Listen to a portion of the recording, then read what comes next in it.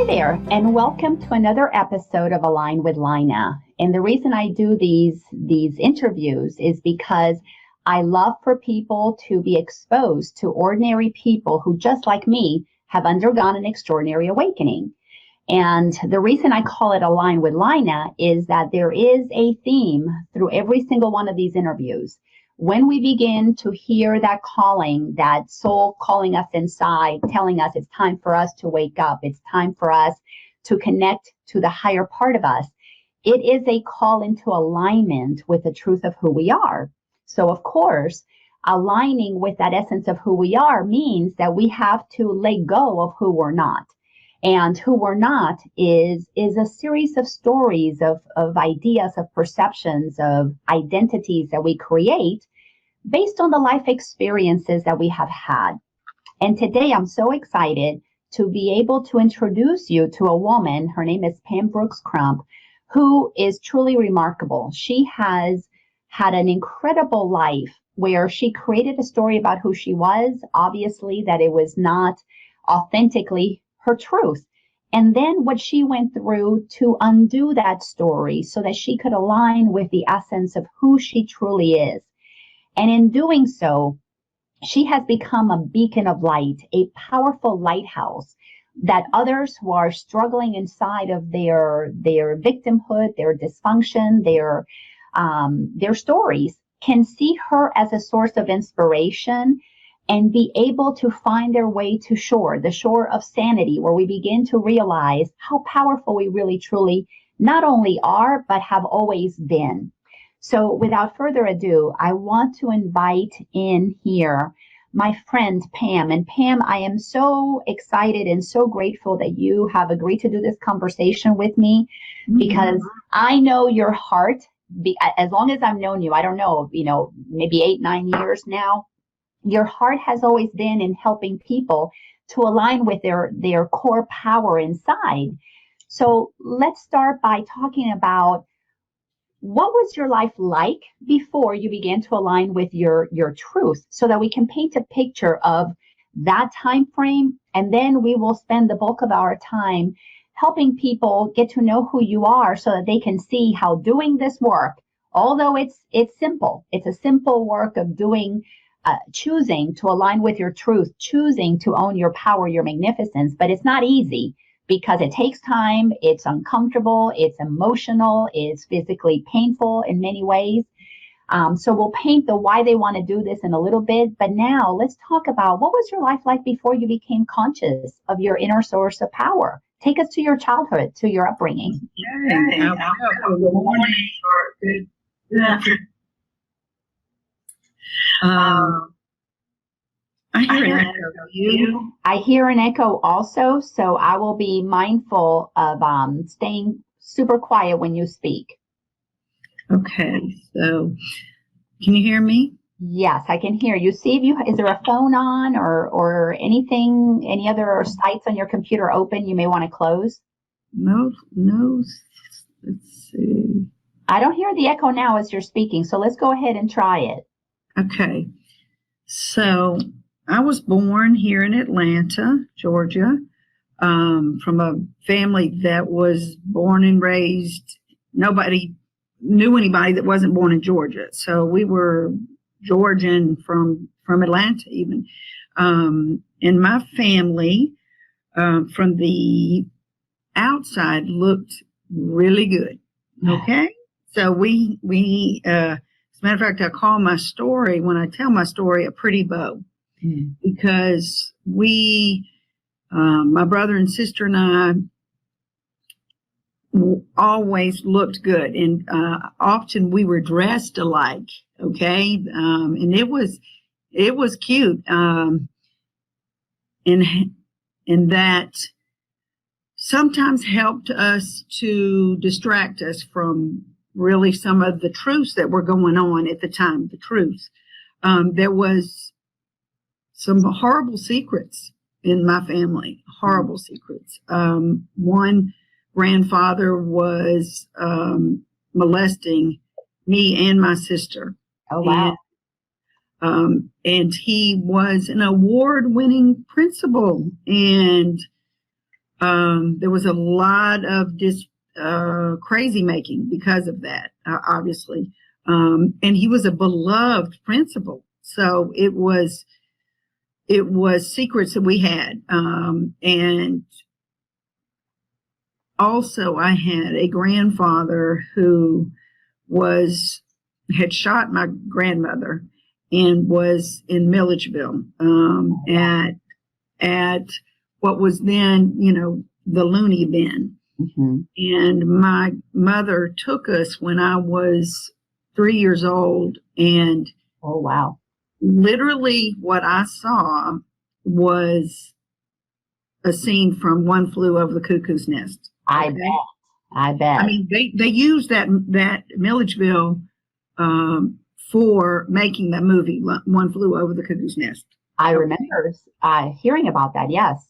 Okay, so it was beyond traumatic for my little self. I mean, It was, I thought at that point, I will never tell the secrets of what I'm feeling in here because they will put me away here.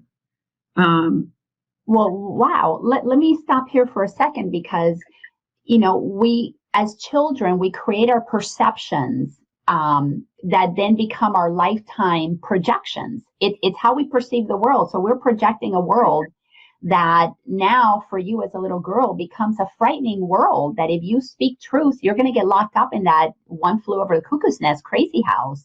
Exactly. So how impactful, my goodness. I just so feel now for your 3-year-old that had to be so conflicted. Here you got something going on with one grandfather, and now this other grandfather is influencing your inability to share, to speak.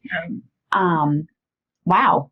Yeah, I mean, it's no wonder that I had the trauma and the subsequent addiction and whatnot, because what happened, and I want to say too, it wasn't all the time bad. Okay. So my mom took us to church.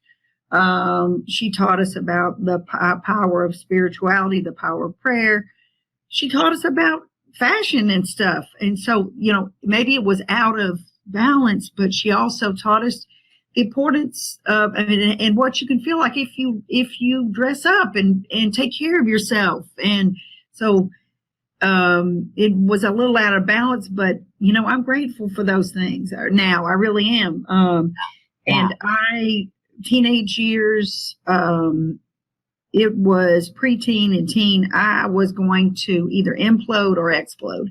Yeah. And so I got introduced to drugs and alcohol and sex and, at 12 years old. And, it was a great tool for me at the time. I mean, it was a way to survive the trauma that I felt on the inside and the out of control.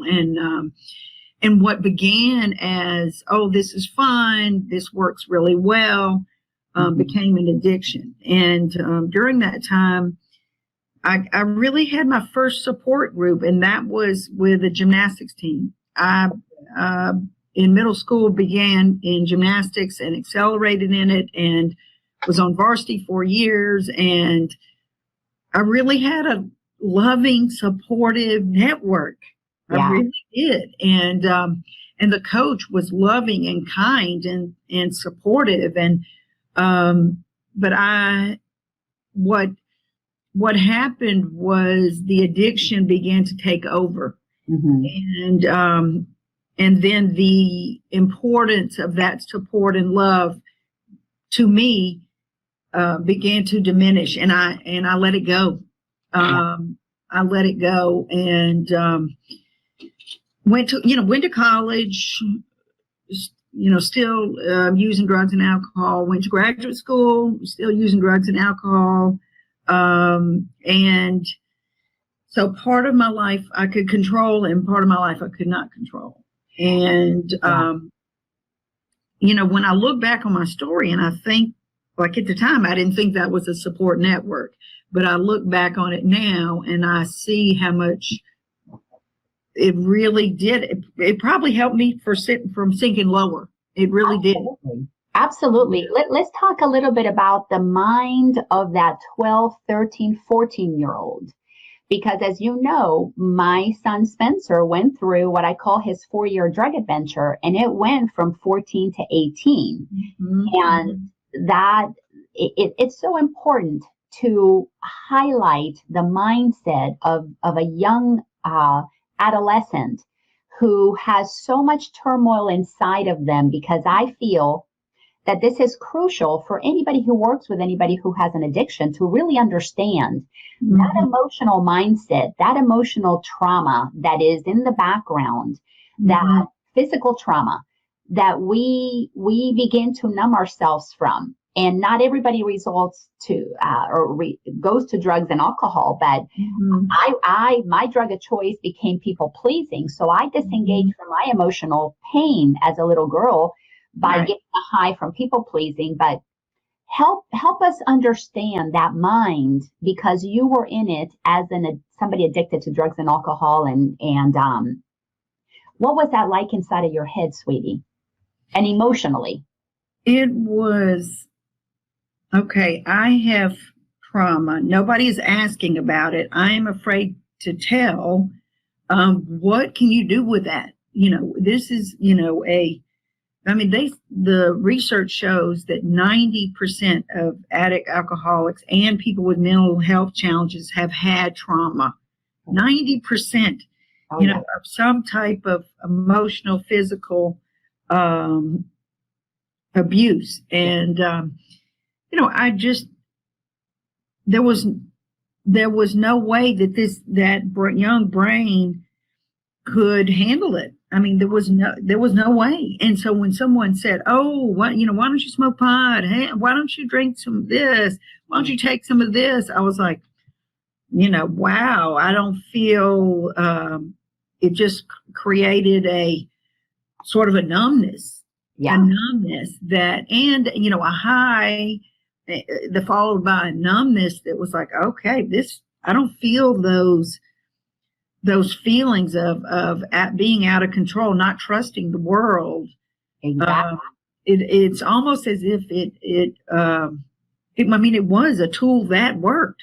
Yeah. I mean, it really did. So it just even killed my mind, so that I could function, so that I could function. Yeah. And what you're saying is so important, because the process that I went through with my son in helping him move through his drug addiction, I innately got what you were saying. So we sent him to 30 days at Ridgeview.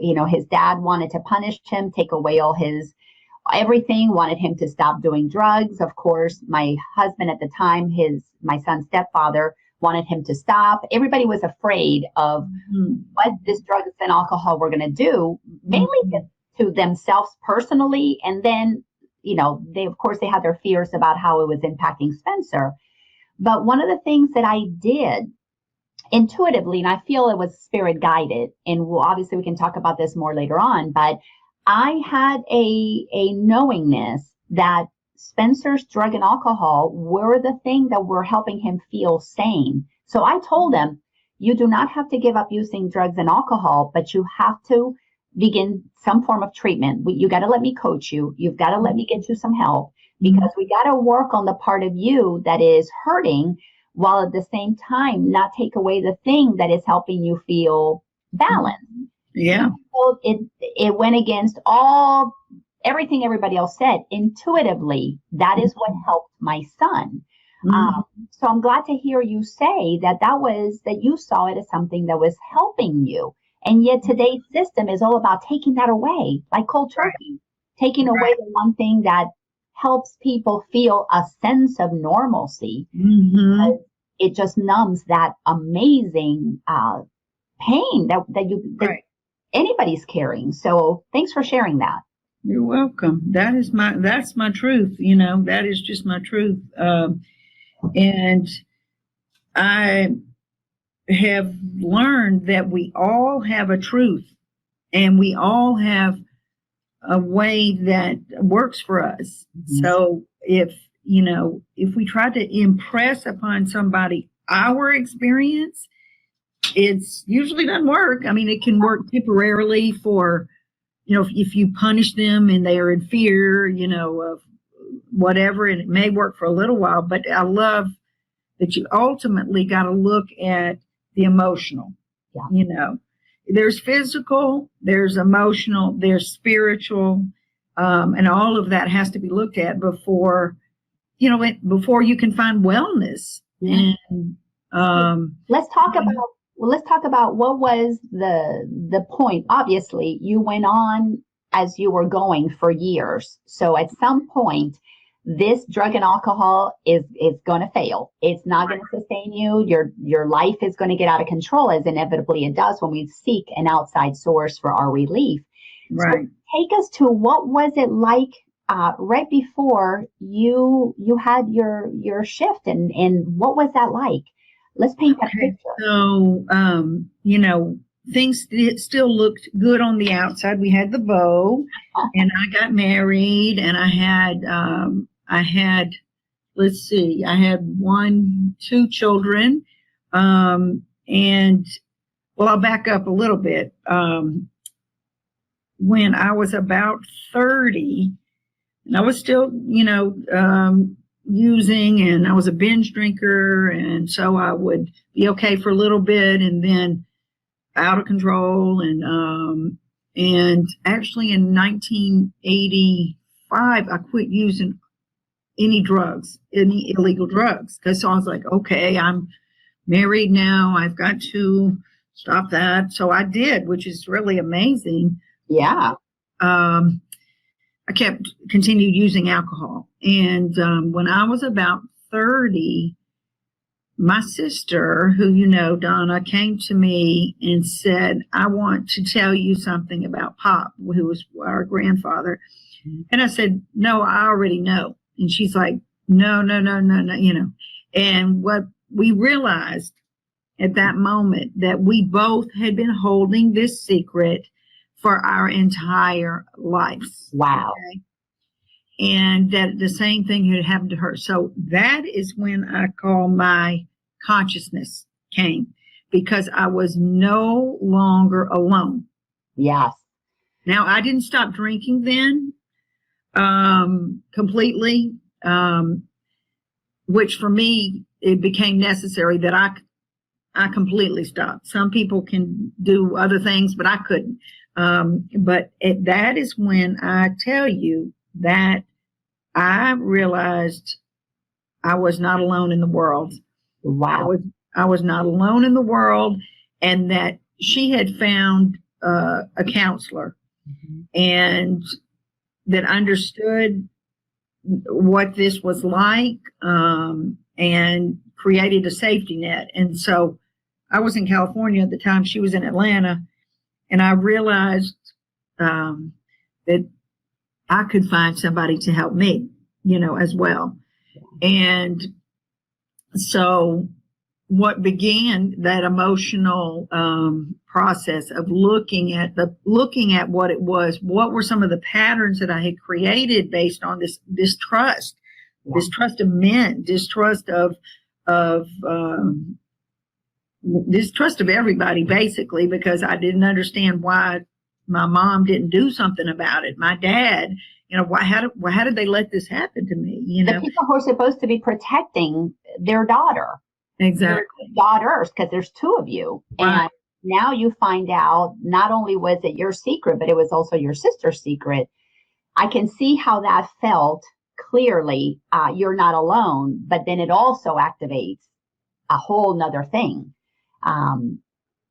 So keep walking us through that process of healing. And roughly how many years were you in that active process of really healing until you got to the place that you felt like you were on the other side and beginning to gain your sanity back?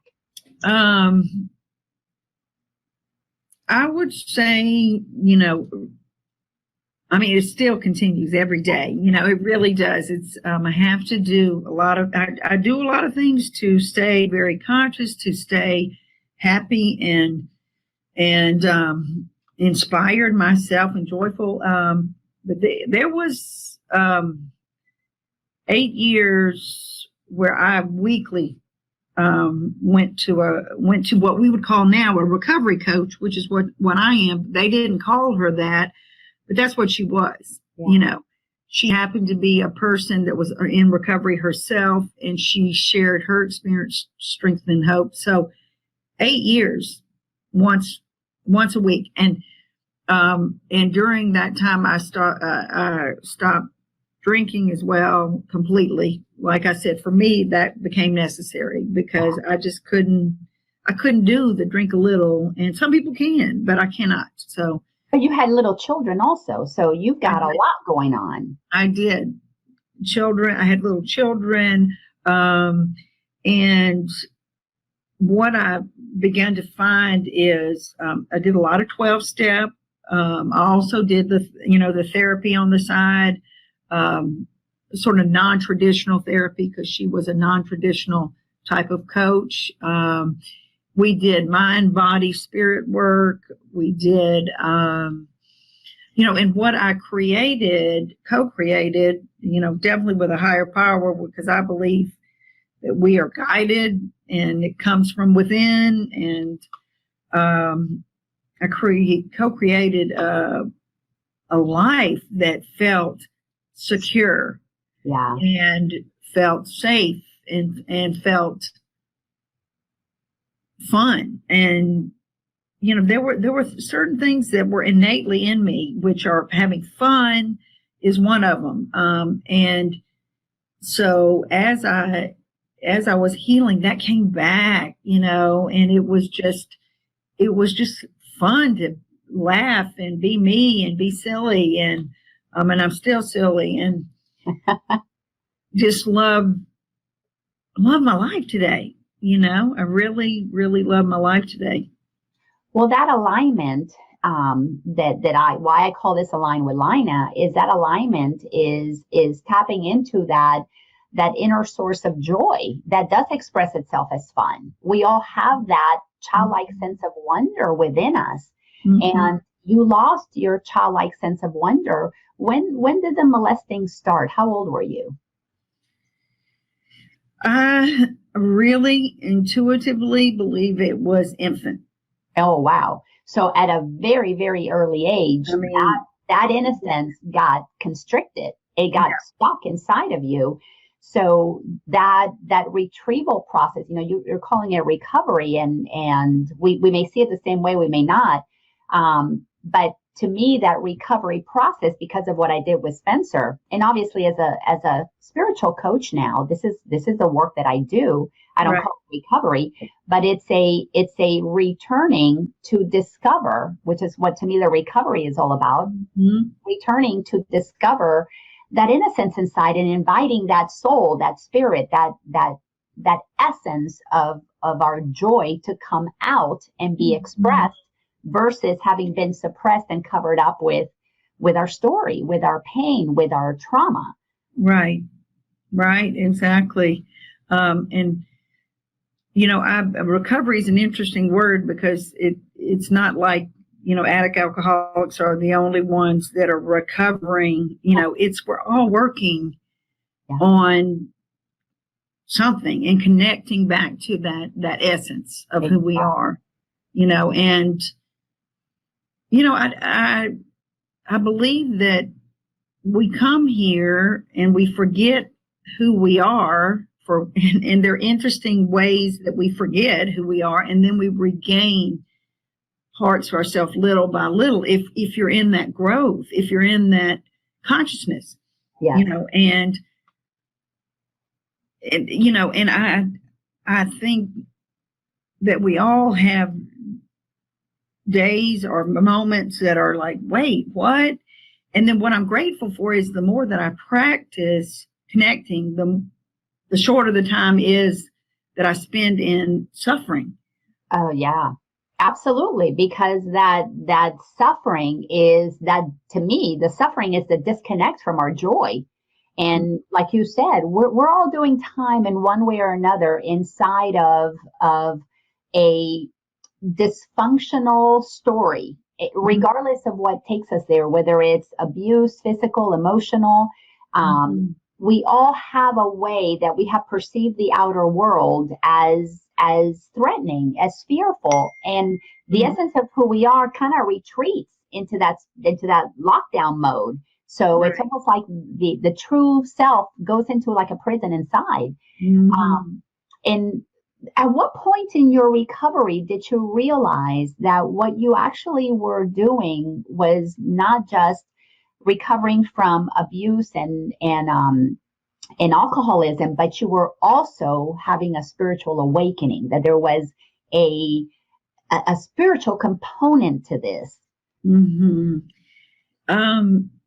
There has just always been a spiritual component for me, and that I want to, I'm very grateful for my mom, because she really role modeled, the power of prayer, the power of connection, and we see it a little different, maybe, my mom and I, but it's ultimately that we all have guidance within, and that we are connected to a bigger.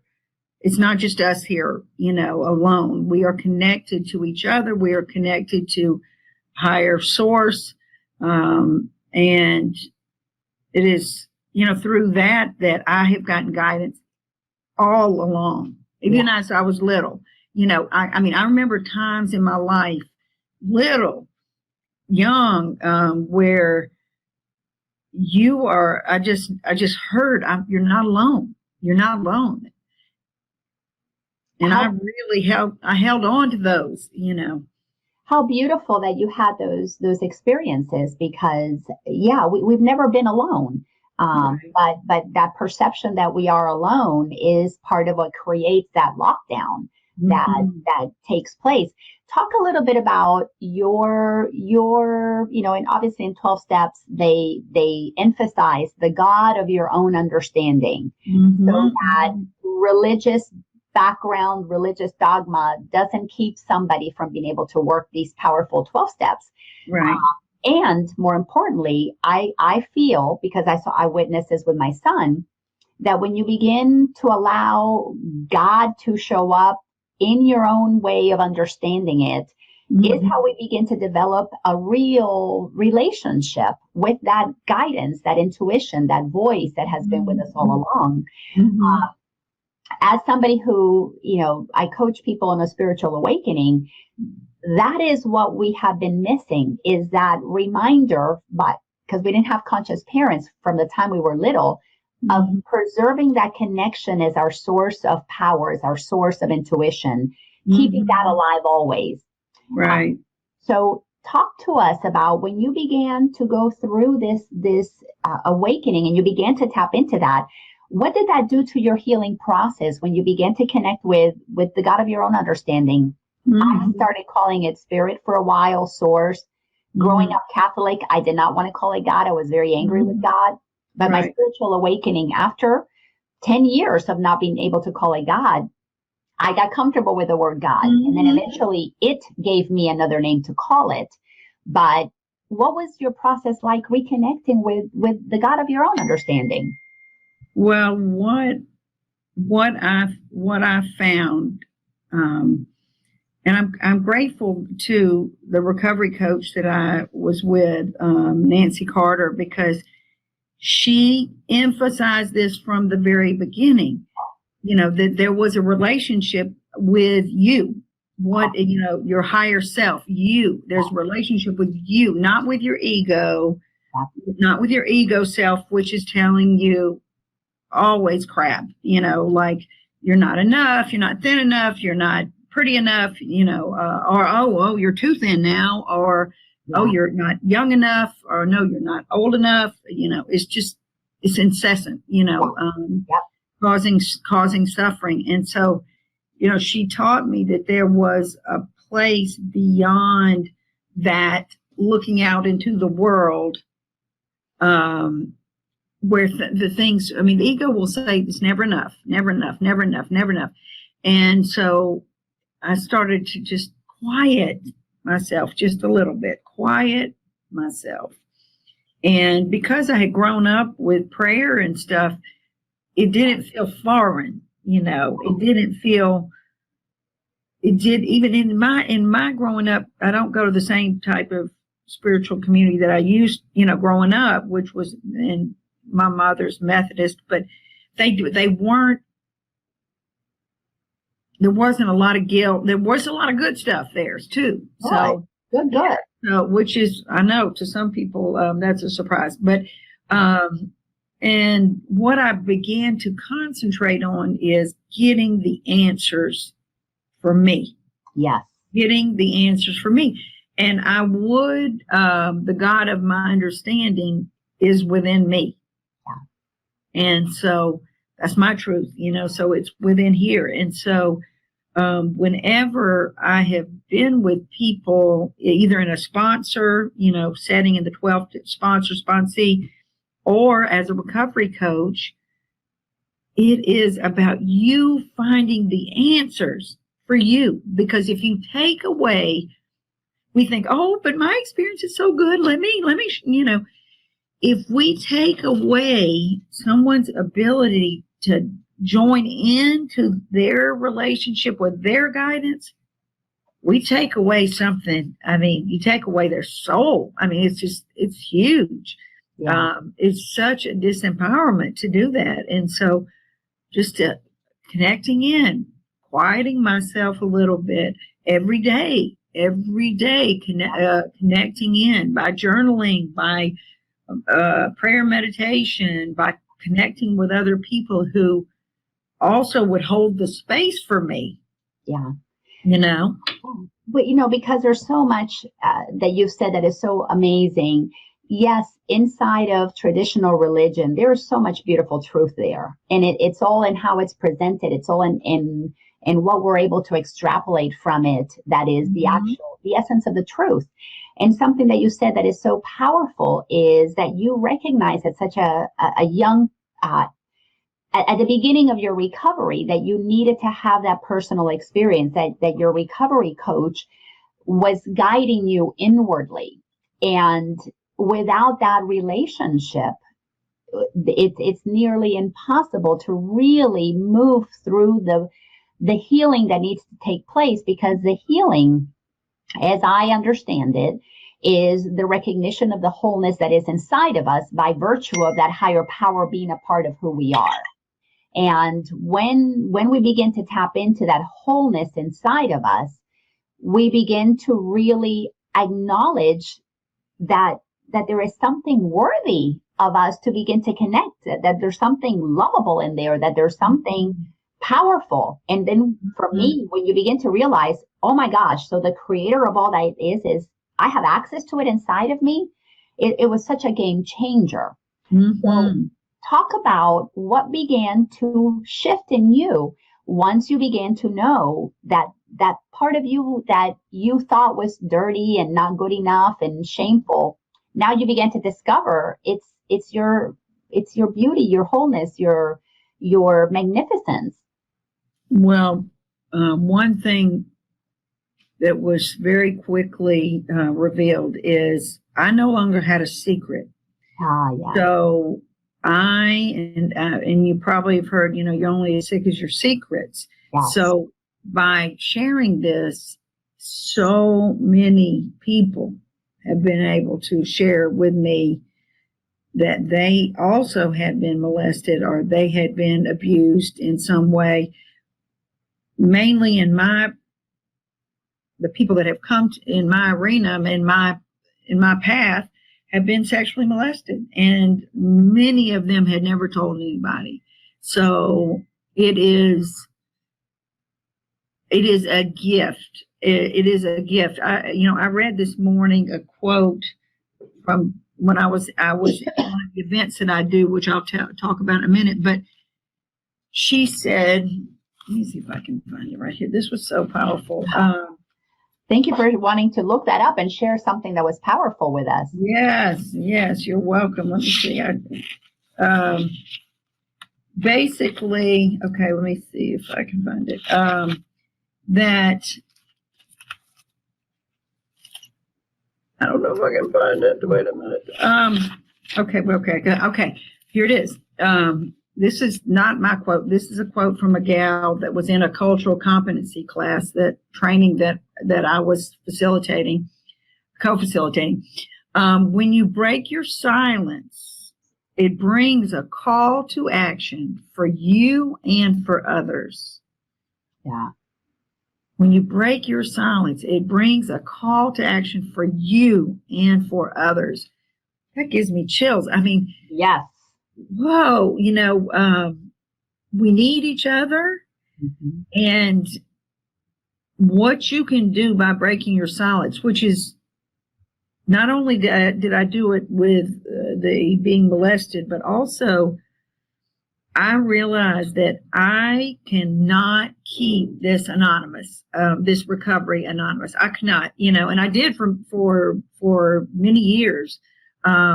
Not from my close friends and family, but not from, I was not open about it with everybody. And I just realized, I don't know, about 4 years ago, that if I do not come out and say that I'm a person in long-term recovery, which means to me that I've had 21 years free from alcohol and drugs and mental health challenges and recovery, then people, they think whatever they think, and the stigma is not broken. So this person who was PTA and on PTA boards and on the board of directors for this nonprofit and that this is the face, and so I love that. When you break your silence, it brings a call to action for yourself and for others. And that's powerful for me. And that I'm a student of A Course in Miracles. And one of the things that I absolutely love about the Course is it says that we have to have a willingness to say there's got to be another way. Mm-hmm. And breaking our silence is a crucial other way. Because it's like you just said, it is so profoundly necessary that we are willing to receive help. And by the way, congratulations on those. You said 21 years. 21 years. Amazing. When I think about you having spent 21 years of your life committed to to sobriety, committed to your journey of healing. That is amazing. So kudos to you. And of course, that is what helps people see, wow, if she can do it, so can I, which is why I love doing these conversations. I want to focus on a little bit here on when you broke your silence. I know when I broke my silence about my own pain, my own woundedness as a child, it upset people. Now, and Course in Miracles says that there's no degree of difficulty in miracles. So whether it's a little miracle that I received because I finally felt healed from my dad abandoning us when we were little, or something as could be considered as major as sexual abuse or physical abuse, there's no degree of difficulty in us giving ourselves the beginning of the opportunity of the miracle, which is the beginning of the opportunity of healing. Take us through, what was that like for you, breaking that silence? And now your family, it's like, it's not a secret anymore. There's two of you, two sisters talking about this. Right. Well, I came out on Facebook like 2.5 years ago, and my kids were like, wow, Mom, but then I said, well, the thing is, people knew I was using when I was using, so I might as well tell them about my recovery.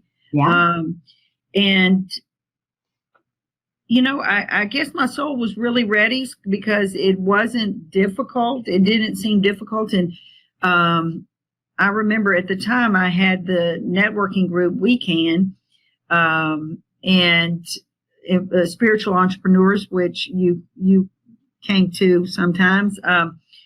And I remember the day that I was going to tell them. And so I was like, oh my gosh, And so I said, y'all, I have something very important to tell you. And I'm sorry, it's really big, blah, blah, blah. And I went, I'm in recovery. And they were like, next. I mean, literally, they're like, okay, well, what are we doing today? What tools are we doing? Are we going to dance today? What are we doing?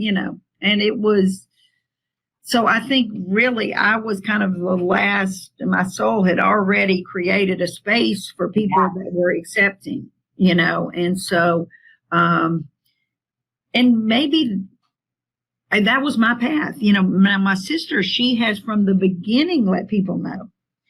And so, so she's got 22 years. So, it's just different paths. And what happened, Laina, too, was my soul began to call to me to be in this work. Yeah. And give back to this. I have a life today because I was loved and cared for and given the space to grow in my recovery. And that's what my heart began to say, that's what we're calling you forth to do. That's what my guidance was. And it took me, I want people to hear this. Okay. I had an MBA. All right. I have this face. I am smart. I am fun. I am fabulous. I had, I'd had my own company for 6 years. But it took me 2 years. This is just my path, but to get trainings that I needed to be able to be hired into this field. And I'm not saying that would be everybody's path, but, I started interviewing and I was like, why aren't they hiring me? And, people would say, okay, well, what about this training? Okay, well, what about this training? And so, and also, I was doing work inside. I was doing my work. That's the main thing, really. I was doing my work and looking at some of the patterns that were still holding me. Yeah. I mean, interesting ones like, I had a repetitive story about that I need to rebel against, especially women in authority. My gosh, I had to really look at that and be able to let that go in order to be hired where I am. Yeah, because and by all means, if I'm off track, let me know here. But that rebelling against women in authority, was that really because of your mom being a woman in authority? It wasn't my mom so much, but I had a woman in high school. I got kicked out of high school 3 weeks before before I graduated. Okay. And so there was just this rebelling. And then I realized that I was creating it. Yes.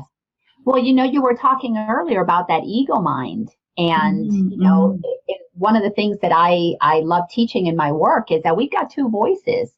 And those two voices, as you were saying, is that ego mind, that one that constantly is telling us what we're not. Not good enough, not this enough, not that enough. Right. But that's the one that always blames everybody else also, ourselves and others. And then you talked about that voice of that higher self inside of you, the God voice, the soul, whatever you want to call it, intuitive voice. Yeah. But isn't that what this journey has been for you, about becoming clear about what was that ego voice telling you, that dysfunction, that story, that repetitive need for drama, for blaming, for shaming self and others? Yeah. Isn't that what you were letting go of so that you could hear more clearly the voice of your higher knowing, your higher self?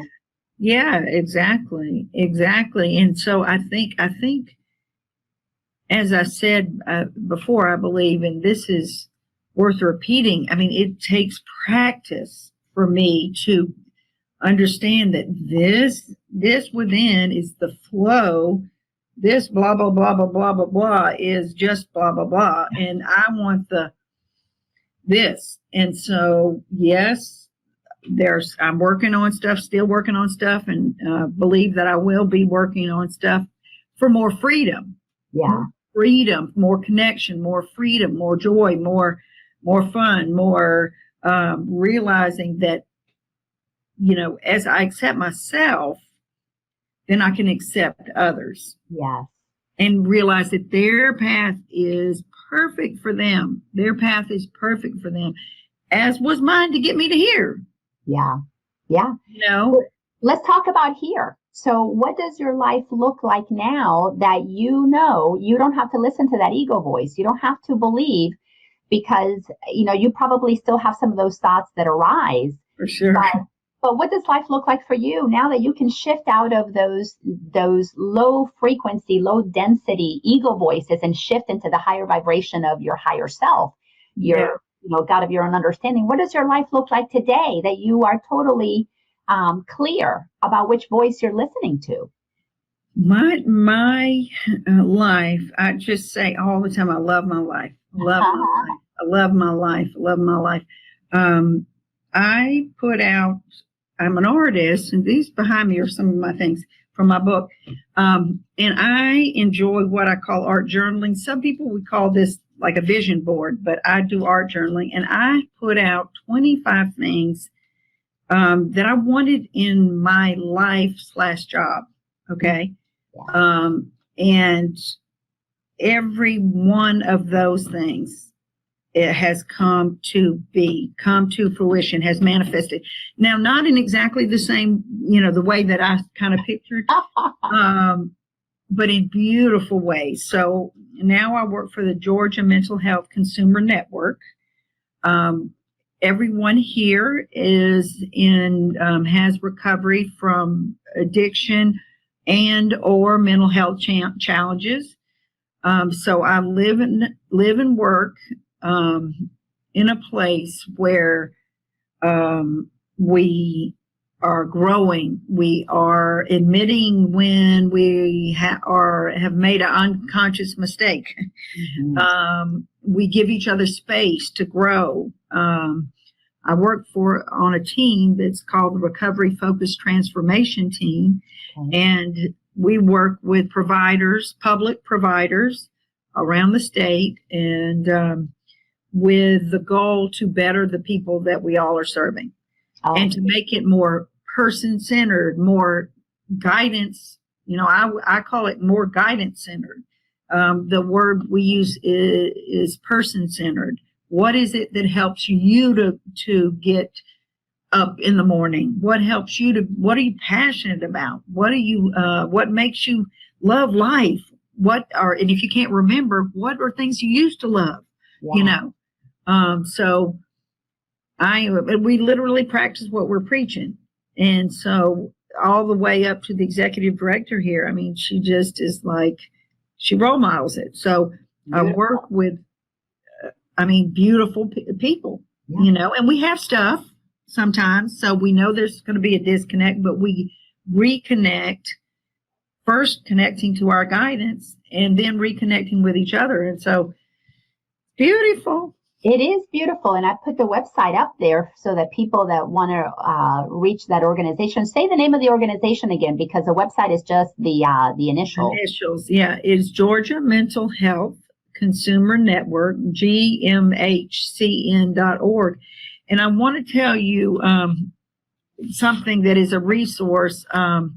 We have warm lines, 5 warm lines that you can call for free any day. You can call actually each line. You could speak for 20 minutes a day for free to talk to a peer. And I'm going to give you the number. Let me write it down. Okay. I might have to get my glasses. There's a 1-800 number, and then they will tell you there are 5 different other numbers that you can call. And you will be connected to a recovery coach, which is a peer that has been certified. And let's see. Okay, so 855-482-2933. Let me repeat it back to you. So it's 1-855-842-2933. 855-482-2933. Correct. And this is for what? Okay, so this is we call it warm line. The Like a hotline? a hotline, but it's called warm because it's not a crisis line. So GCal Georgia GCal has a crisis line that you could call if you were suicidal, or if and you really needed help immediately, that type of thing. But this is to call just to talk. I put on there, talk to a peer. Yes, talk to a peer, which is like me, and they're all certified. So they've had training and they have continuing education every year to stay on top. And we also have across Georgia 5 respite centers. Okay. Wow. Laina, anybody can come if you are you say that, okay, I have stress. You don't have to be diagnosed by a doctor. You can say, I'm stressed, I have anxiety, I have depression, whatnot. I have addiction. You can come to a respite center, 5 across the state. They're small, beautiful homes. There is 24/7 available peers. Mm-hmm. But you can join into groups if you want or not. They give you $60 to buy food. You have to be able to go to the grocery store. They'll take you, and you have to be able to make your own meals. Mm-hmm. And there are all kinds of groups if you want to join in, or if you just want to rest. And it's like what people have described it like a warm blanket, and it sometimes avoids being hospitalized when you just need someone to hear you, what happened to you, not, you need to stop doing this and this and this. What happened to you, just to hear you. Yeah.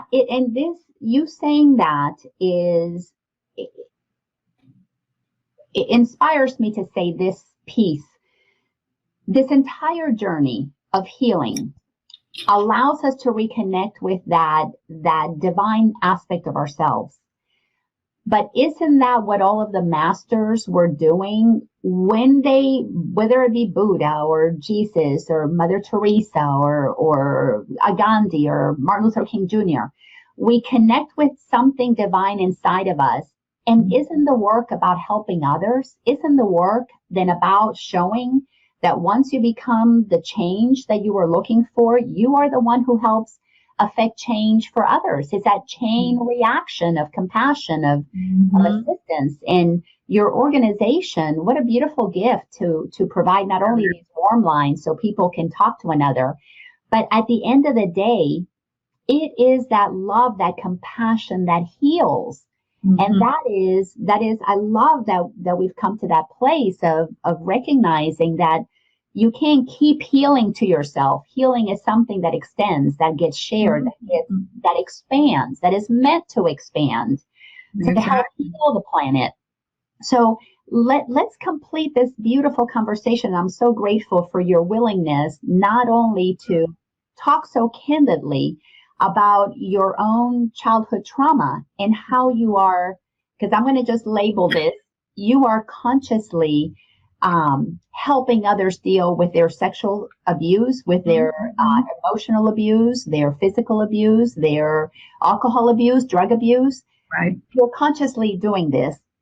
So take the rest of, however much time you want to speak to when you do all of this work. So what? What is the benefit? Why would you encourage somebody to take advantage of these resources? Paint a picture. You had the pretty bow when you were painting a picture that life was pretty on the outside and dysfunctional on the inside. Now paint a picture of what happens when you become transparent and life on the inside is inner guided, and it's actually a beautiful picture. What does that look like for somebody to want to strive for? Well, there's such freedom in the insides matching the outsides. Yes. And so I don't act like I'm always feeling good, because I'm not, so it doesn't mean, and I don't go into, the shame, it's me, or like what you said about it's somebody's fault, or I try not to do that, and so what I do though is I take I stop. I don't just try to cover it with something like with work or with Facebook or with, a myriad of millions of things that we could try to cover with. And so then I align. So I align with, that's when I really look for the connection, the guidance. Okay. I am feeling sad today, or I'm feeling jealous today, or I'm in this moment. So I then can breathe into, okay, source, God, come into this moment with me, come into this. Maybe it's a little kid moment that, is still coming up for healing. It's coming up for healing. And so what today, I can choose to wear a pretty bow or not, and I can be honest about, wow, this is how I'm feeling. And I can also be honest about what is coming up for healing. Yeah. What is coming up for healing, and not go, oh, it's your fault that I'm feeling so-and-so. No, all I can control is me. And so what is from doing this work, what has evolved is the real me. Yeah. Real me. The real me. And this is what my creator says. There was nothing else but you. That's who I want you to be, is you. Just be you. Yeah. Be you. And so I have what I know is that since I've done this work and I continue to do this work, I shine a light. Okay. I know it. And so so I don't do it just for you, but I know that it helps me. And then if my light helps you not to bonk your head on the wall because we weren't all in darkness, then good. Let me applaud that, and it is, when we do this work, it affects so many people. Yeah. Because the person that I walk down the street that I smile to, it might be the only smile they've gotten, So, and I wanted to tell you too, before we wrap up, that if those of you that are in Marietta, I have got a life skills wellness class that I do on at Lifeway Counseling, which is right on Powder Springs Road, right down from the square. It's called Lifeway Counseling, and 10:30 every Saturday we have a great small group that is for wellness and for you to find the answers for you. And it's for recovery people. Some people are mental health challenges. Some people are in addiction, recovery, and but it's about having a better life, just bettering your life, in the way that works for you. That's what I want to tell people is you've got the answers for you within. Absolutely. What a powerful message to leave people with, that is that we have the answers in us, and that's what we're discovering. For some reason I cannot put it's called Lifeway Counseling. Okay, I cannot for some reason type it on here, but since you're saying it again, speak a little bit to that. Lifeway Counseling, what exactly is it that they do?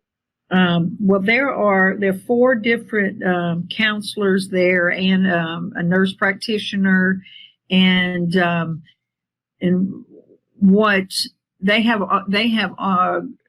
just some great women doing some great work there, and they asked me to come and do these wellness classes, and it's just a great a small office, but that is just doing some great work to help people find their guidance. They're very much in line with what I'm doing, and so it feels really good and very supportive.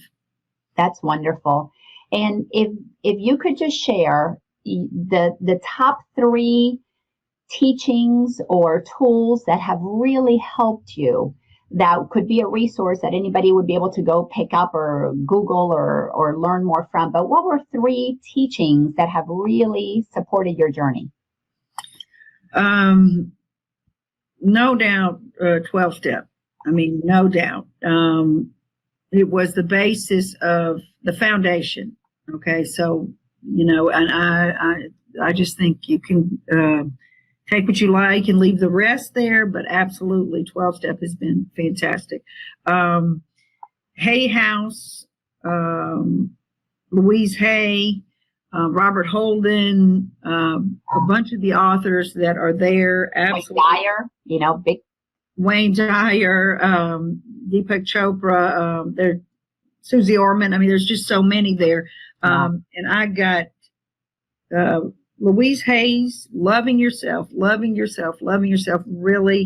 is powerful. And Robert Holden is also an author there that is very much about, let's love ourselves. Let's love ourselves. And then for me personally, I do a theater that is called the Rise Theater. R2ISE, and they're on Facebook, R2ISE. And it is for Arts and Recovery Equals Freedom.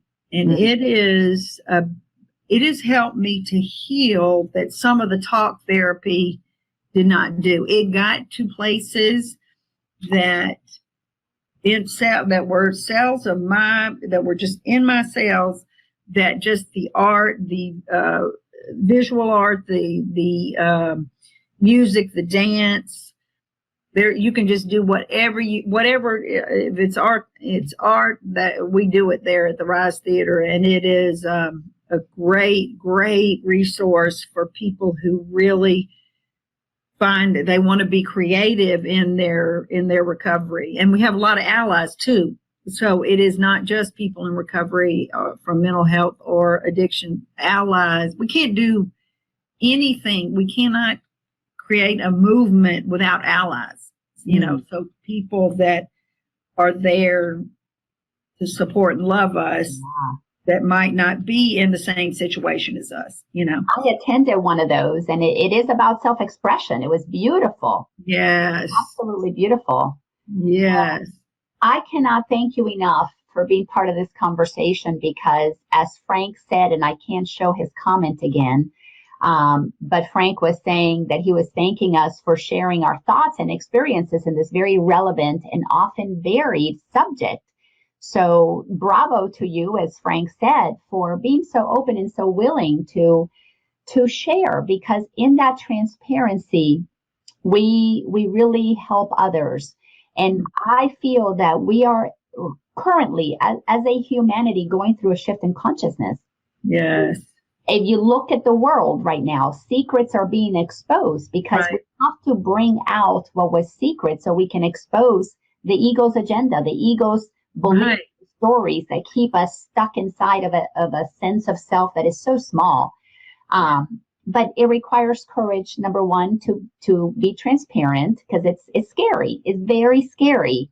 The fact that you guys have peers that people can talk to, it's a beginning step to speak to somebody and begin to reveal what we're holding inside.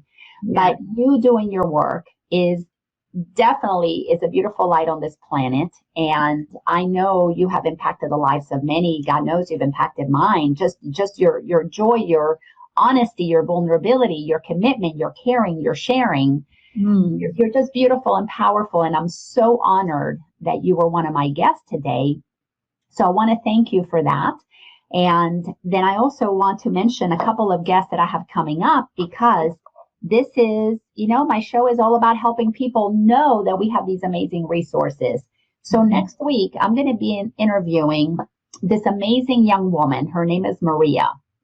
And Maria is she's been a student of A Course in Miracles. She also is one of my clients. But what she has done, her transformation has allowed her to come out of being a very shut down Russian woman who was on a mission to come to America and kick some ass and make a name for herself. But she has softened so much. And now her commitment is to being not only her true authentic self, but a conscious parent. And to have a 5 and a 2-year-old who are being raised by a conscious mother is really phenomenal. And then after that, so that's going to be next week on March the 5th. Then the following Monday on March the 12th, I have my friend Bill Lassiter, and Bill and I are kind of going through some parallel things. You know, we both had our spiritual awakenings, and we both have recently entered into new relationships. So we're going to be talking about conscious relationships. How do we bring consciousness into doing relationships from a place of our soul speaking, being present, not our egos? But when our egos show up, what do we do about that? So that our egos don't sabotage the love that is budding, blossoming between Bill and his new girlfriend and me and my new boyfriend.